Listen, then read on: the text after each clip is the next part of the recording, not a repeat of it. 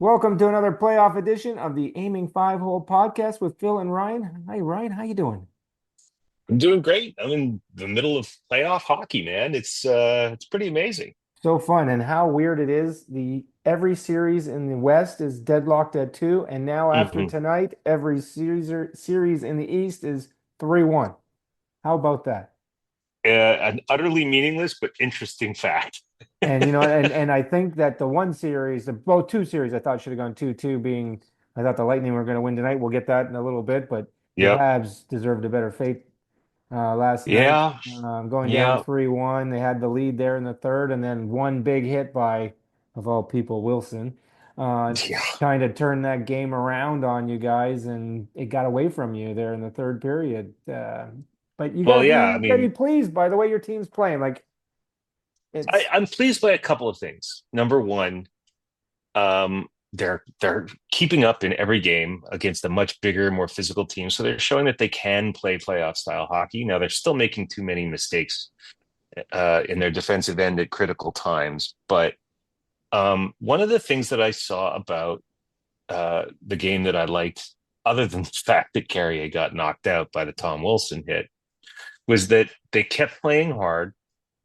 They gave up the tying goal right after that. They kept playing hard. The winning goal was kind of fluky. yeah, Um, and more importantly, I think Martin St. Louis did the best job he could. Um, playing with unusual defense pairings the rest of the way. I mean, the Canadiens defensemen have pretty defined roles, and so mix and matching them is not easy. When he yeah. found the pairings that worked the last half of the season, he stuck with them as much as he could. And with Carrier out, that you know forced him to rejigger everything. And I thought he did the best he could, and he's showing that he's maturing as a coach, Yeah. not just as a player motivator and developer, but he's as an in-game tactician, as a problem solver in the moment. I've become more and more impressed with him. Right. And I think also your young players have shown up. Your star young players, Suzuki's played great, Caulfield's played great. This young Demidov has shown up in bunches, hasn't been great the whole time, but Well, he's as soon as they took him been away from great. Line A, Yeah. And and what's going and on with him? Like, is he actually injured or do you think he's just being benched? I And this is just a I nice want to way of putting it. I want to give him the benefit of the doubt because you don't bench an $8.5 million player. Um, Is but the shine off the diamond there? Well, look, he's at this point, having watched him for two-thirds of a season because he was injured to start the year. He he's kind of a one-trick pony. Yeah. He'll score a few goals 5-on-5 if he gets the puck in his. He's not going to create his own chances, so he has to receive the puck in a position to shoot. And he's a one-time artist on the power play. And if that shot's not going in, and it hasn't in the last, I don't know, 11, 12, whatever games, Well, they're shifting what's over towards valued him a is, little bit, taking that away from him. yeah, yeah, and he's not moving around at least Ovi knows how to. Ovi just goes down into the corner and opens up room for everybody else on a 4-on-3. Right. Line just stands there with his stick in the air, waiting for someone to pass it to him, and it gets kind of frustrating. And if under any circumstances the puck comes and he doesn't have control of it right away, he's turning it over 9 times out of 10. Do you think he goes And back in when if he's not healthy? You think he goes back in game five? I, I don't think he plays again this series. Really? Wow. That's my feeling. Look, Wow. the power play is humming along without him. Yep. And they've So actually played better without him, to be honest yeah, I with mean, you. Demidov is very creative with the puck. Yeah. You got Caulfield in line A spot, which is where he used to play. I think honestly, in some ways, they're better off without him. Look, every line that line A has played on this year has gotten caved in on possession numbers because it's like 5-on-4 when he's out there. He's Yeah. slow. Even when he back checks, he's not getting there quickly enough. And when he has the puck, he makes the wrong decision almost every single time. Right. Almost every single time. It blows my mind. Oh, Like, like if you flip a coin, it's going to be 50%, but he makes the decision the wrong one every time. man, how things have shifted, be the during the season you were singing his line A's Oh, yeah. praises. The Well, he beginning of the was, season he came out on fire, and now he's kind of I said the shine's kind of off the diamond here. Like it's he's Yeah, dulled it's has he the already shine's off worn the out? diamond. The bloom is off the Is rose. he already worn out his welcome in Montreal? Like, is that you don't want to go Uh, that far, but it's well, sounding he's on contract for one more year, so I think they'll keep him through it. who's They're else going going to to try. take him at 8.5 a year?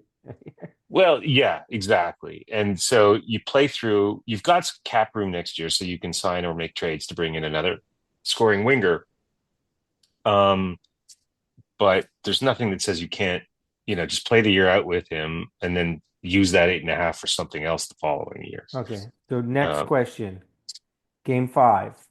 mhm. Fontainebleau is healthy. Does he go back in the net? Yes. You dance with the one who brung you. Dovesh played Yeah. pretty He well. played well. Yeah, you can't blame him for the loss. I thought he No, played you well. certainly can't blame him for the loss. You know, Part of his issues have been rebound control a little bit, and that showed up a couple of times in the last game and made me pretty nervous. Yeah, But he's going to be a great backup, or yeah, he may be a starter someplace else before all is said and done. I yeah, don't know, but yeah. he played pretty well, Yeah. especially for a rookie. I had my fantasies of him pulling a Patrick Waugh and dragging a team to the The finals, but final. that's not realistic. Yeah, yeah. Um, Well, does he uh, do they pull game 5 out? Do they win it? Do they bring it back to Montreal for game 6? this is such a hard series to predict. You never know what's going to go when the refing is as bad as it is, and We'll get to that. Like this yeah, is we'll get to that. But the this refing is as bad as it is, and the sort of vagaries of the game. I think I think the Canadians are certainly capable of pulling off a win in Game Five down in Washington, and I think if that happens, the Bell Center will be. I mean, it's already been an absolute madhouse, yeah. right? I think they'll just dial that up, one more notch for Game Six, and God, Who if they knows? win that, Game anything can 7 happen. But happened I, game 7s. I, I don't, I don't think they're going to win Game Five, but I think they can do it. Oh, you're Um, playing the double negative there again. no, it's not. There's no reverse psychology here. There's no reverse psychology. I think they've had a really good run. They have. And They they can't are. complain.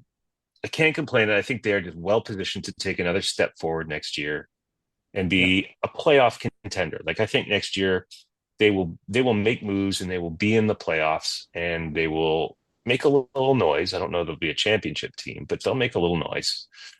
So all good things. I've got nothing bad to say about the team. Obviously you'd love to see their defensive play tighten up a little bit in front of their net, but other than that, they've done and stop getting absolutely blown by through the middle of the ice for these breakaways. I think that Like needs to they've done an stop too. admirable job through these 4 games. Hey, you thought they Yeah, were going to get swept, and they've actually been very competitive. All the games have been very competitive, so that's it's right. fun So to let's watch. talk about the The Leafs Leafs. who should have swept. I think they've had a Um, chance to blow this team out. We talked about it at this beginning. I was worried about the Senators from the beginning because they've had our number. The Leafs came out yeah. strong in game 1, played well.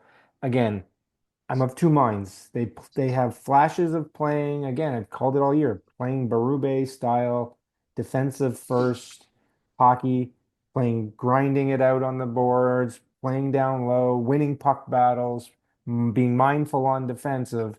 They get leads and then they fall asleep and they go back to playing Sheldon Keefe hockey.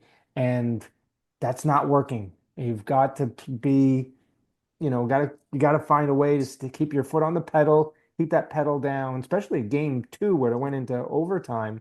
They had that game all locked up early. They were like blowing them away, and then they gave a game away. Yes, they won in overtime, but they didn't have to. It didn't Well, have let to me go ask that you way. this question though, because look, in any hockey game, but especially in the playoffs, like games have ebbs and flows that are natural where a team gets momentum and starts to forecheck better and and that's connected to clearing their own zone a little bit better. And so the momentum goes back and forth. So how in your mind, when you're watching the Leafs, do you distinguish between sort of the natural ebbs and flows of a team or a team that just like lost its focus for a bit? I just think it's just lost their focus because it's the amount of time where they've lost their focus. It's not just the ebbs and flows that you talk about shift to shift, and you have a few good shifts, you have a few off shifts. There's been stretches of period of time where they're very dominant, And then the stretches where you can just see that they can't get the puck out of their zone. They can't get in on the forecheck. They're not getting pucks to the net.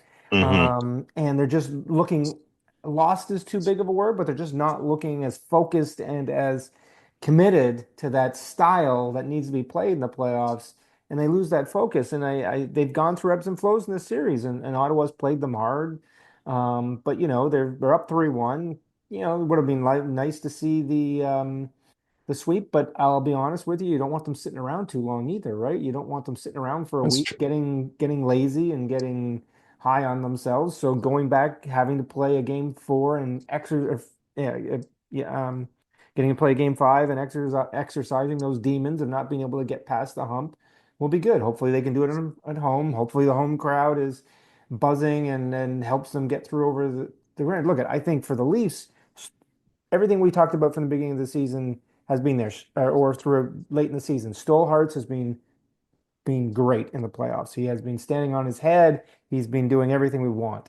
The defensive style when they're playing it has worked. The big boys have scored, and I guess a little bit. They'd like to see a little bit more scoring out of them. They'd like to see them have that knockout punch, but they're doing it. They're scoring. They're beginning secondary scoring from their blue line. I think Benoit. Simon Benoit Simon Benoit. Come has on, been a man. great defense. He's your new defensive star. You got to He's learn his been, but I name. think he's been great. He's been, so we're getting secondary scoring out of Domi, out of other places, the defense pairing. So I think all in all, there's not a lot to complain about. Let's see them finish this series, let them get rested, get healthy for whoever they're going to play. And they're going to have to play a much more gritty, harder style because if we're going to have to play the Florida Panthers the next round, that team is just low down, physical, and I'll say the word dirty at times. Though, well, we'll get So, to that too. but So, that's hopefully they can win because they need to get rested. They need to be ready to play that style of hockey in the next round. yep. So And let take me it up a ask. notch. Well, it's because you've got like three Brady Kachucks on the on the Panthers. Maybe Um, four if you add Ekblad to that list. yeah, well, nobody knew he had that in him, right? We'll come to that series in a sec, but the other question I had for you, and this is an interesting one. Um, Two questions actually. Number one, Morgan Riley's played pretty well in this series. Are you willing to dial down your No, no, fear and because loathing? no, because you watch him much differently than I do. Because he's also given up the puck a number of times. There's been a couple of goals you can directly attribute to his fumbling the puck around in his own zone, not being able to get it out. Okay, he's played fine. Yes, he's handed it in offensively, and I think Brandon Carlo has been great pairing for him because it's allowed him Hmm. to be more free and play a little bit more offensively. But when they do get stuck in their zone, there's only so much Carlo can do, and and Riley has given up the puck a few times, too many times that I'd like to see, playing a little too loosely at times especially when they've got the lead. So, but you know what? Look at again, no complaint. They're up 3-1. Love to see them finish it off tomorrow night and move on. And again, because I think they're going to have to take it up a level physically Hmm. and offensively. They're going to take it up a level because they're going to be playing Bobrovsky, probably, and they're going to be playing a big, bad, physical team that they're going to have to take a notch up level. And I'm not seeing it yet because I've also would say that as much as Marner has played great offensively, there's also been moments in this series when it's gotten physical, he's faded to the background again and played a little like I don't want to get hit again. So, and that's okay in this series, but you're not going to be able to escape it the next year because you have four lines of guys that like to hit. Okay, so this leads me to my second question, based on the performances so far, and it is early. It's First early. round, first round only. 5 games into the first round, 4 games in the first round. The Leafs are going to probably be able to sign two of Marner, Tavares, and Nyes. Which two do you keep? At this point, you have to say it's Nyes for sure. Absolutely, Nyes is number one. And I think Because if you if they don't pay him, he's getting an offer sheet this summer, right? Would absolutely, you agree with that? absolutely, but the Leafs are going to match it. Doesn't matter, so it'll get matched. Right. Whatever So if he's going to someone be does, making, he'll probably get paid 8 or 9, right? A absolutely, big guy who can absolutely. score 30 goals a year. I, Yeah. yeah, I guess the question mark is how low can you get Tavares? At his age, 34, will be 35 next year, during next season. Can you get him for five? Because if you can get him for five, you might be able to get all three of them. I But don't know if if you can get him for five, you might take all three. The question mark is what Marner is going to take. What is he going to really want 14? Or can you get him for 12 and a half or 13? That's the question mark. Like it's too hard to answer. Some Nines without question, he's been a beast. He's shown that he's the guy. He's going to be a great power forward going forward. I think youth alone, you could take Marner at this point. As much as Tavares is great, had a great season. He is getting along in the tooth. They hate to say it at 34. I think it's got to be Marner, but I wow, would this be, is the guy who in the but I, trade Marner camp. But but yeah, I, that's why I put the question to you a little but I, bit but I also differently. would say maybe you get rid of Riley in the offseason. Yeah, but if you want to keep competing for Stanley Cups and you don't have a deep defensive, prospect pool, then you're going to have Yeah, to go out and get yourself an maybe. expensive defenseman. Oh, maybe you don't need an expensive defenseman. Maybe you need a 5 million guy, not an $8, $9 million guy. I don't know. I still think the 5 million is fairly expensive. Yeah, yeah, I mean, but even though the cap is going up next well, let's year. talk about this next season. Let's talk playoff hockey. Come Okay, on. all right. We're going to move on to our What series you next want to go series. next? All right. Edmonton. Well, no, no, no. We're going to go Yes. very quickly. We're going to Yes. stay in the East. We're going to go very quickly to Carolina, New Jersey. I have nothing to say about this series. Can you say, please wake me up when this one's over? It's so dull. I can't believe that Devils won a game. Like, it's dull, boring hockey. Sheldon Keefe, get rid of him. Let's go. Move on. Next. Okay, next. Florida and Tampa, the blood Wow. war This is turning out to be the battle that we thought it was going to be, for getting sure. ugly. It got ugly in game two, or game three, I guess. I guess today's game four, right? Game three, it got ugly. Yep. Or game two, it got ugly. Game four, it just ratcheted up tonight. I don't know if you watched much of it tonight, but wow. Hagel's I just hit. saw the Ekblad hit, and that was all it took for me. We have talked about this since last week when it happened. The Hagel hit on Barkov was late. There's no It was question it was it's a late. 2 minute The minor. 2 minute minor. If it wasn't on Barkov, it would have been a 2 minute minor. We would have moved on with our lives. Yep. And then they gave him a game misconduct, and I'm like blowing my mind. Like, okay, like, so now explain to me, you move a game ahead and you got Kachuk's hit in game three on, I forget who he hit, and I think it was Gensel. It was late. It was higher than Hagel's hit. It and how is that not again? He got the 5 minute, but how is he not getting a game? The refing has been inexplicable. And then before we go to the refing, then tonight you can't even call it a forearm shiver.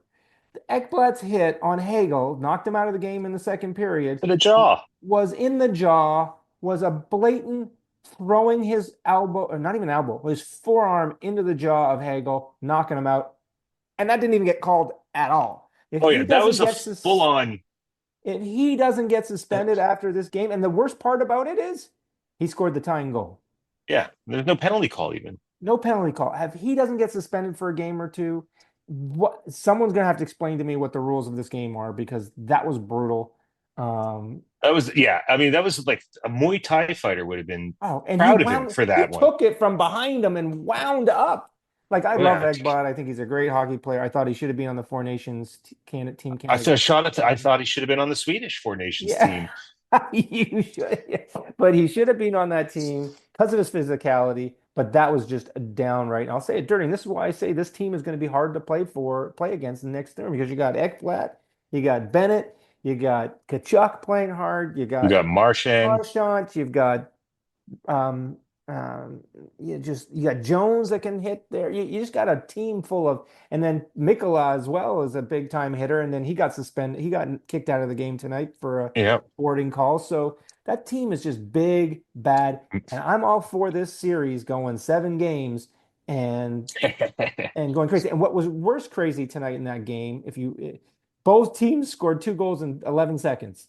First, I did miss that. Tampa Bay did it right after the hit on Hagel. They scored 2 goals in 11 minutes to take the 2-1 lead. And then unfortunately, Florida matched that in the third period with less than 4 minutes to go and then scored the empty netter. It was unfortunate. I would have loved to see Tampa Bay come back, make that series 2-2.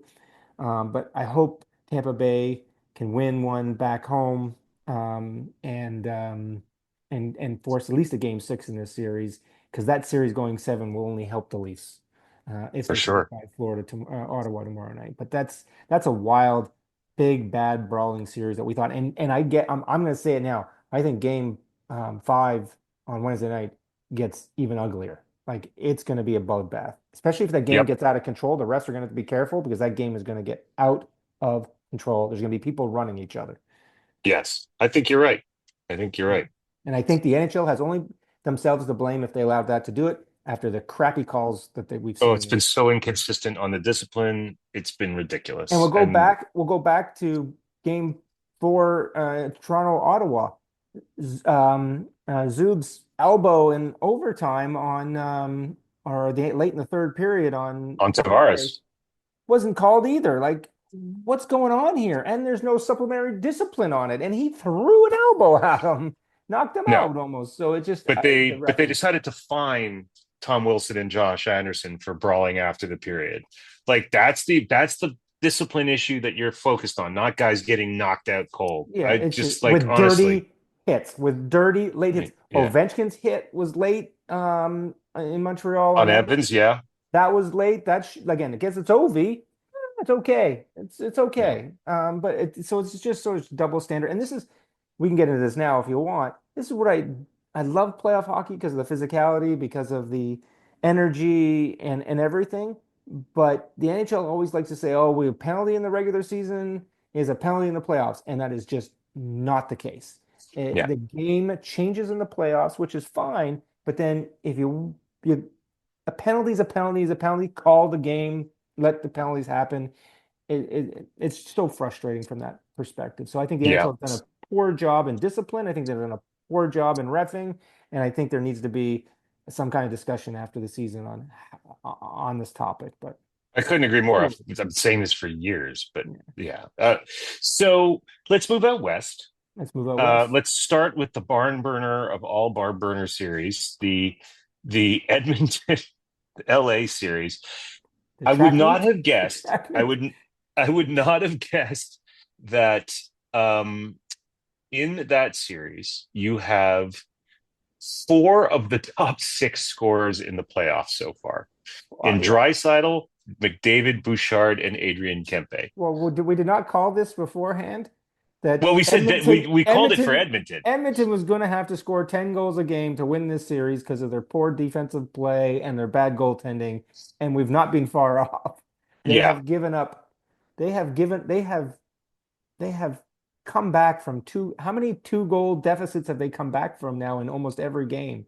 It's yeah, just crazy. They can't seem to play in the first two periods. They come out firing in the third period, and especially in the last 10 minutes of the third period for these weird comebacks. And I watched last night's game. That third period was just wild, that comeback. Just crazy in terms of scoring and with the last section, Bouchard with the goal and then the overtime. yeah. It's just crazy, But wild, crazy. the number of Kings that are playing really well though is so impressive to me. I mean, the ghost of Andrei Kuzmenko has come alive and is like being a top line contributor. Kevin Fiala, who I mentioned to you either on the podcast last week or separately, that he could be the most underrated player Yeah. forward in the league. I mean, he's just something dangerous happens almost seemingly every time he Well, takes a shift. yeah, and that Um, series would actually be 3-1 right now if Quentin Byfield hadn't tried to dance around Bouchard with 45 seconds to go in that game, trying to come yeah, out as if he had chipped that into the should it would have been into over. the it Yeah, would have been over. Instead, he gets the stripped of the puck. Puck comes back around to Bouchard, slap shot, scores, and then obviously in overtime. But yeah. Edmonton can't seem to play in the first two periods, and LA can't seem to They play in the can't play in the third. third. So, and the goaltending has been bad. Like the question mark now for game five is who's the goaltender for Edmonton? I think you gotta go for Pickard has got to be the goaltender, right? Jean-Luc Picard. Jean-Luc I think Picard.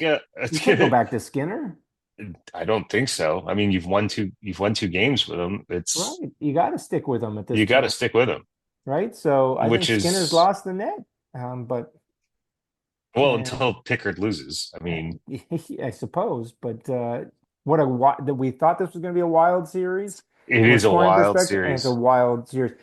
And Look, LA scored more than we thought. Even Philip Deneau has found his scoring touch. Yeah, well, They thought he was getting old. He was just a defensive center now, you and and I there you might be able to go. score on those two Edmonton goaltenders in that defense. Like you don't want to Uh, you don't want to call it all on the goaltenders, but if you watch their defensive structure in their own end, they are bad defensively as a team. And yeah, it they're not. and then they don't have the standout goaltending that bail them out the way Stolarz has bailed out the Leafs, the way you go around like Thompson has bailed out Washington. You go around the league and say that Skinner has and Picard just haven't done that for the Oilers. They just Yeah, every time they make a mistake in their own end, it's in their own net, and that's a problem. And we said that was going to be a problem, and Edmonton was going to have to outscore the problems.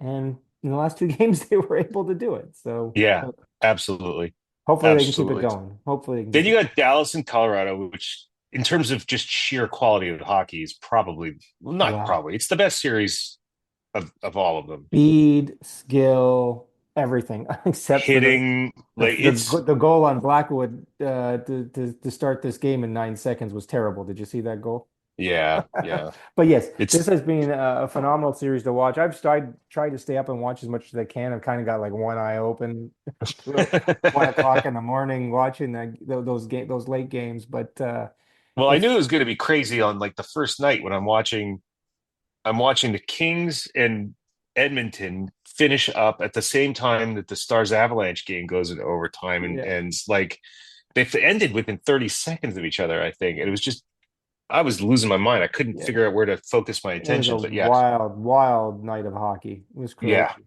And Um, then the Jets and before we go to the Jets and things, so there's lots to talk about in that one. Let's go to um, the other well, boring just before we series. finish with the Oh, Avalanche sorry. Stars, I just want to give a quiet shout out to Jamie Benn, who I've always hated as a player because he's always been a little cheap and dirty. Yeah.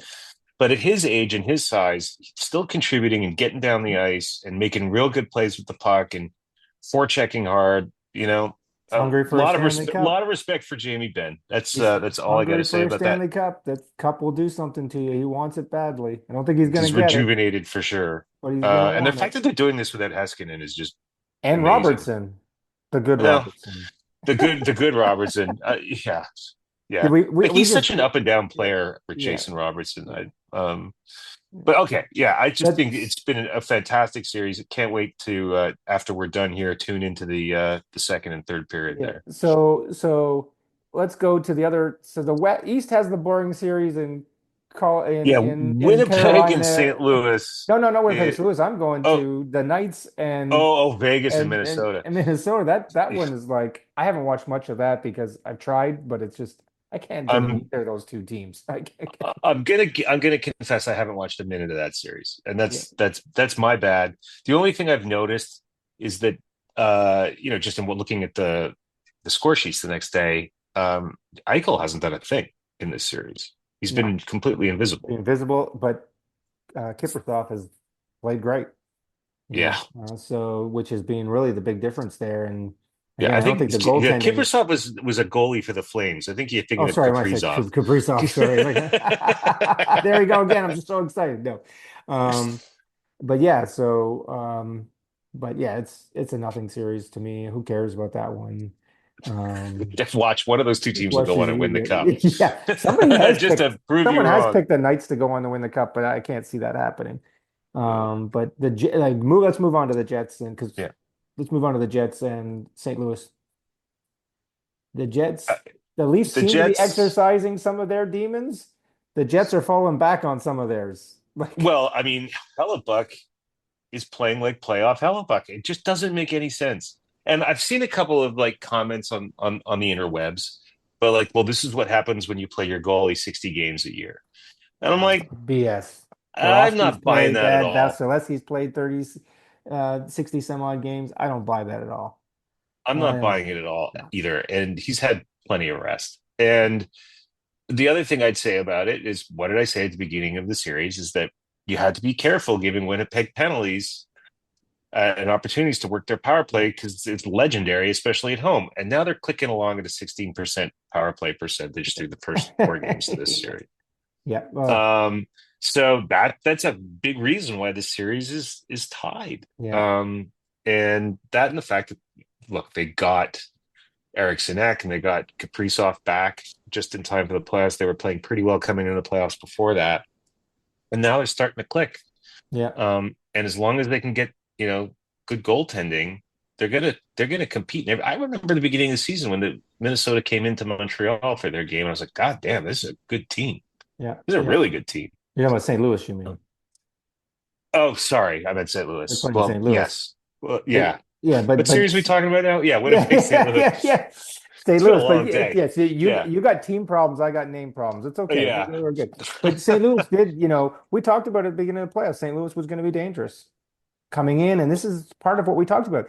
A team like Winnipeg had kind of won the division, although they had to try and push to get to first place so they would yeah, get to play the thing. But the Blues, since February, have been playing playoff style hockey in order to get there. And we talked about this. yeah, That's such a hard team to come in and play because they're already playing the style they need to play to get there, and they're running on full capacity. And the Jets have to catch up with that. And Helly Buck hasn't done what he needs to do. The Jets haven't scored the way we thought they would score and scoring in the regular season. To your point, the power play hasn't kept up its proficiency. So, I still think they're going to win this series. But same thing. If they win this series and they go play on to play either Colorado or Dallas, they got to pick it up in that series, or they're going to get blown out of the doors out of that series. So, like, yeah, you got to think forward a little bit. You got to win this series. You got to win at home tomorrow night, and hopefully they can. And it'll be another whiteout out in Winnipeg. But yep. so far, it's been home and home, right? So hopefully Well, the that home teams have continues. been dominant in the playoffs so Yeah, far. yeah. So That much we know. yeah. Um, Well, except in the East. not in the East. Well, yeah, So. not in the East because Florida won its first two games in Tampa, and Tampa, then then lost their first game they at lost home. their first game at home. But So go figure. it's okay. So that's the playoffs. But how much time do we got left? Because We got a few minutes. we should talk a little bit this coaching changes that's happened in the last All few right. days. So okay. So Patrick Let's Sullivan, most recent one, out in Pittsburgh. I'm sure he'll be employed by the end of the week. yeah, like, what's going on there? I don't get that one. There, that wasn't the problem in Pittsburgh. No, The it's a problem in personnel Pittsburgh is issue. the personnel issue, which is a GM issue, which is the same as in New York. Although New York had a coach problem and a GM problem, and their GM apparently got rewarded with an He got extension. extended. What the heck? Like we both emailed each other at the same time going, what the absolute Like F? it's one thing if a coach loses a locker room. That happens all the time because the coach is dealing with these guys every day, and if the styles just don't mesh, you know, like especially the tough coaches, they lose the room after a while with these, new Yeah. generations of players, and that's totally understand. How does a GM lose the room? Oh, just tone Like, deaf ownership here. Like what are they thinking in New York? Like, come on, you tone deaf. If you don't think they're gonna have to change over that change room because I don't think half this team wants to play for Drury. I don't care what coach you bring in there right now. And if I'm somebody that's a coach like a Sullivan or somebody else, and say you want to walk into that situation with Drury being hated by the players, and the ownership basically backing them, I'm not sure I want to walk into that situation. if It'll I be if interesting to see I if he agrees to that. if I was a Rangers fan right now, I'd be so bummed out. Yeah, no I'd be question. so bummed out. I'd like to have said, all right, what's the plan then? Yeah, absolutely. Well, I'd also say if I'm a Pittsburgh fan, I'd be bummed out too. You got a tenured coach, 10-year coach who's won two Stanley Cups. Yeah, you had a couple bad years, but that's a personnel issue, and that's not his problem. That's a GM problem. And since Dubas, or Dumbass as I call him, has come in, I think he's downgraded the team from the moves he's made. And they probably got a salary cap issue because they're paying Crosby, they're paying Malcolm, and they gave Carlson way too much money. Now what do you do? Like, how do you? I don't know. I think And he's undressed Carlson, by the way, in his press conference. Basically said he's a divisive player, and I hope that he's gonna become the player we all know he can be. Like he called him out. yeah. Yeah, So, it's a tough situation with the Penguins. I would say if they wanted to see what maybe hiring a more defensive minded coach, would do, maybe bring in a new defensive system that can maximize the, let's face it, the middling caliber of their defense core, um, then maybe they can squeeze out another playoff experience. They're going to try and retool on the the fly, like like the the like the Washington Washington one. Capitals, but they're not going to be able to do that for one simple reason: is they haven't drafted well. They haven't drafted well, and they got a GM that doesn't know what he's doing. Yeah, I'll say it.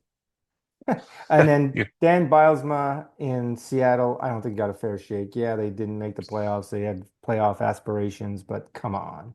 1 year, you can't keep the turnstile of coaching either. I call that's a Ron Francis bad move as far as I'm concerned. Yeah, yeah. I don't get that one. Like, okay, you had 2 years, you fire the coach, you bring in Dan Bilesma, and then you fire him. Like, you can't have that Well, turnover. I just don't agree with that.